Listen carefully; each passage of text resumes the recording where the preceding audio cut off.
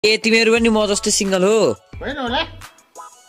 के हो सिंगलै हो भने पनि म तिमीहरुको सेटिङ त गर्न सक्दिन सो आज मैले तिमीहरुको लागि लिएर आएको छु 5 वटा ह्यारम एनिमे मैले भन्ने यिनीहरु एनिमेमा लभ रोमान्स र त्यस्तो खालको सिन सबै थोक हुनेछ भाइ सब कुछ ज्यादा नहीं हो गया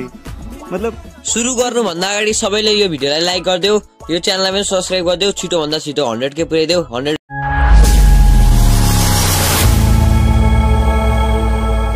नम्बर 5 मा मैले राखेको छु द वर्ल्ड इन्ड्स ह्यारम यो तिमीले जापानिज र इंग्लिशमा हेर्न सक्छौ अनि यसको टोटलमा 12 वटा एपिसोड छ यो तिमीले इजिली एनिमे फ्यान्स भन्ने एपमा भेट्न सक्छौ सो यो एनिमेको बेसिकली स्टोरी लाइन चाहिँ के छ भने यो दुनियाका सबै केटाहरू खतम हुन्छन् एउटा भाइरसको चलते मतलब एउटा यस्तो भाइरस फैलिन्छ दुनियामा कोरोना भाइरस टाइपको जसले दुनियाको सबै केटाहरूलाई मात्र इन्फेक्ट गर्छ र मारिदिन्छ र त्यतिखेर चाहिँ अब त्यो वर्ल्डमा चाहिँ एउटा स्लिपिङ पिल या अब जोसको पैसाको कमी हुन्छ त्यतिखेर चाहिँ एउटा पिल लिएर सुतेका हुन्छन् त्यो सुतेका मान्छे चाहिँ अब 10 वर्ष 15 वर्ष पछाडि उठ्छन् उठ्ने खालको कन्सेप्ट हुन्छ सो अब सबै केटा खतम भएपछि 4-5 वटा केटा सुतेका हुन्छन् त्यो स्लिपिङ पिलमा अनि ती 4-5 वटा केटा लगभग जाग्छन् भनौं अनि त्यो जागेपछि त्यो केटाहरूको जिन्दगी बेसिकली यो एनिमेमा देखाउँछ त्यो केटाहरू सोच कस्तो जिन्दगी होला ल 5 वटा केटा छन् र यो एनिमेको मूल अर्थ भनेकै फेरि यो वर्ल्डलाई रिपपुलेट गरेर पहिलेको जस्तो बनाउने हुन त त्यो सुन्नमा कमेडी देखेला तर यो एनिमेमा यस्तो फ्यान सर्भिस छ तिमीहरुले यो एनिमे हेर्न रिग्रेट गर्दैनौ so you can definitely try अनि यसमा भनेको मेन प्रोटागनिस्ट चाहिँ सारै लठुवा खालको हुन्छ मतलब भोन्दु टाइपको हुन्छ नि अनि त्यसले चाहिँ केही मजा लिन पाउँदैन तर त्यो यो सेतो कपालवाला जुन छ यसको हुन्छ मजै जिन्दगी so you can definitely try number 4 मा चाहिँ राखेको छु मैले मोस्ट अफ म्युजियम सो यसमा चाहिँ बेसिकली ह्युमन्स हुन्छन् र अब आधी ह्युमन र आधी जनावरवाला अब यहाँ हेर्न सक्छौ सिनमा कोही आधी साप हुन्छ कोही आधी ड्रागन हुन्छ कोही आधी मर्मेड हुन्छ सो यसमा चाहिँ बेसिकली एउटा केटाको घरमा त्यस्तै 6-7 वटा त्यस्तै केटीहरू बस्छन् त्यस्तै म्युटेन्ट वाला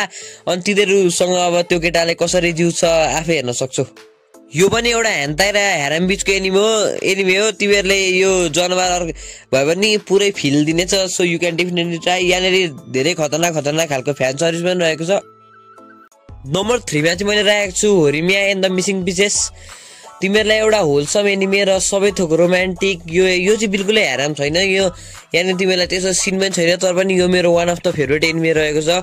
यसमा चाहिँ तिमीले slice of life school love high स्कुलमा कस्तो हुन्छ तिमीहरुको जिन्दगीमा भएको घटनाहरुसँग सबै भन्दा रिलेटेबल छ यो स्टोरी यदि अहिलेसम्म तिमीहरुको एउटा गर्लफ्रेन्ड छ भने अहिलेसम्म एउटा अलि गर्लफ्रेन्ड छ अरे अब तर पनि हेर यो भिडियो हेरेपछि बा तिमीहरुले पनि सिकिहालेछौ कि एउटा गर्लफ्रेन्ड पठाउन सो यसमा चाहिँ बेसिकली के हुन्छ भने एउटा केटा र केटीकै स्कुल र घरको पुरा बेग्लै हुन्छ क्या लाइफस्टाइल सब स्कुलमा अब एउटा कुनै मान्छे ग्याङस्टर छ भने घरमा भिगी बिल्ली बच्छ र घरमा भिगी बिल्ली छ भने स्कुलमा ग्याङस्टर बच्छ सो बेसिकली त्यस्तै खालको हुन्छ स्कुलमा हाम्रो केटो पुरा सोझो साझो भएर बस्छ तर बाहिर निस्केपछि ट्याटु स्याटु हालेर डन भएर हिँड्छ र हाम्रो केटी चाहिँ स्कुलमा होल्सम हाँसी खुसीले बच्छ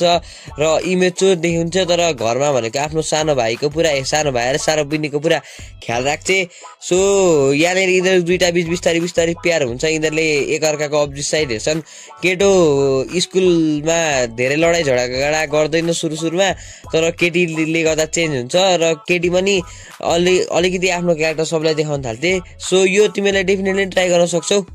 नम्बर 2 मा चाहिँ मैले राखेको छु the cafe terrace in there गडेसेस यसमा चाहिँ बेसिकली के हुन्छ भने एउटा केटो चाहिँ पहिले दादीमासँग बस्छ र त्यसको कोही पनि हुँदैन यो परिवारले संसारमा अनि टोकियो जान्छ त्यो केटो चाहिँ अब यहाँ दादीमाले त्यसको एउटा क्याफे चलाउँछ र त्यो केटोलाई त्यो क्याफेमा भन्दा टोकियोमा धेरै इन्ट्रेस्ट हुन्छ र टोकियो गएर पढाइ पुरा गर्छ पढाइ पुरा गरेपछि पढाइ पुरा गर्नेको क्रममा त्यसलाई पैसाको आवश्यक पर्छ र त्यसको ग्रेडमा नि मरिसके हुन्छ अनि अब म त्यो के भो गाउँमा भएको टेरेस मतलब यो कफी बेच्ने ठाउँ बेच्छु भनेर गाउँ आएको हुन्छ तर त्यो गाउँमा हेर्छ 5 वटा केटीहरू छ जसलाई चाहिँ ग्रेडमा नै एडप्ट गरे हो अनि अब सुरुमा चाहिँ त्यसले केटीहरूलाई पनि जे गरेर भयो भने जसरी भए पनि म यो बेचेरै छोड्छु भनेर ठान्छ तर ठानेपछि ठान्दै पनि त्यसले बेच्न सक्दैन त्यतिखेर ग्रेडमाको याद आउँछ र अर्को एक थोक पनि हुन्छ त्यो चाहिँ तिमीले एनिमे हेरेर आफै थाहा पाउँछौ अनि त्यहाँदेखि यहाँको स्टोरी सुरु हुन्छ र यसले पनि अब सेल्सहरू बढाउन सहयोग गर्छ सो आज म तिमीहरूले यो डेफिनेटली ट्राई गर एनिमे हो यसमा तिमीहरूले सबै थोक हेर्न पाउँछौ एउटा छतको मुनि 5 वटा कित्र एउटा केटा आफै बुझ कुन लेभलको हेर होला तिमीमाथि यो एनिमेको सबै प्रोट्यागनिस्टहरू क्युट पनि छन् र यहाँनिर एउटा साइको पनि छ जो तिमीहरूले डेफिनेटली ट्राई गर्न सक्छौ र यसमा आउने लास्टमा आउने ट्विस्ट हेरेर पनि तिमीहरूलाई यो एनिमे हेरेको रिग्रेट चाहिँ लाग्दैन यदि तिमीहरू अहिलेसम्म भिडियो हेर्दैछौ भने तिमीहरूलाई भिडियो पक्कै पनि मन पर्यो होला सो म यो यस्तै खालको भिडियो बनाउने छु त्यसको लागि यो च्यानललाई सब्स्क्राइब गरिदेऊ यो भिडियोलाई पनि लाइक गरिदेऊ अनि अब नेपालीमा म यो जुनै पनि अब एनिमेको इन्फर्मेसन दिनेछु जसले गर्दा नेपाली पिपललाई पनि नेपालमा पनि एनिमे फ्यान्सको क्रेज बढाउन सक्यो भनेर 1 नम्बरमा चाहिँ मैले राखेको छु रेन्ट अ गर्लफ्रेन्ड यसको बारेमा त मैले केही भन्नै पर्दैन तपाईहरु कहिले न कहिले त इमेजिन गर्नुभएको होला इनकेस मेरो गर्लफ्रेन्ड छैन इनकेस हुन त छैन सबैको सो ल हामी कसैको गर्लफ्रेन्ड छैन तर नेपालमा त यस्तो सिस्टम छैन जसले एउटा केटीलाई दिनभरिको लागि रेन्ट गर्न सक्यो मतलब दिनभरिको लागि गर्लफ्रेन्ड दे बन भनेर पैसा दिन सकौं तर यो एनिमे भित्र त्यो सिस्टम छ र एउटा केटो काजुया नामको केटो हुन्छ जसले भर्खरै ब्रेकअप भएको हुन्छ र त्यसले एउटा केटीलाई रेन्ट गर्छ र रेन्ट गरेर फ्यामिलीसँग भेटाउँछ फ्यामिलीसँग भेटाएपछि अब त्यहाँनेरको इमोसनल एट्याचमेन्ट हुन्छ त्यसको दानीबासँग अनि त्यहाँदेखि बिस्तारै बिस्तारै स्टोरी कन्टिन्यू हुन्छ त्यो दुईटा भेटिरहनु पर्ने हुन्छ त्यहाँनेरि धेरै अरु केटीहरु पनि आउँछन् रुका यताउता अरु केटीहरु पनि आउँछन् जसले त्यसलाई मन पराउँछन् अनि बिस्तारै बिस्तारै चल्दै जान्छ त्यस्तो डेटिङ सेटिङ यताउता अनि त्यहाँदेखि एउटा फिल्म बनाउने भन्छन् यसको टोटलमा 3टा सिजन छन् र 12 वटा एपिसोड छ यिनीहरुको र यो हिन्दीमा पनि अवेलेबल छ त्यसैले हेर्नलाई पनि कुनै प्रब्लम भएन र यो डेफिनेटली ट्राई गर्न सक्छौ यदि रियल ह्यारमको फ्यान हो भने र धेरै जना यो भिडियो हेर्नेले त यो हेरि पनि सके होला सायद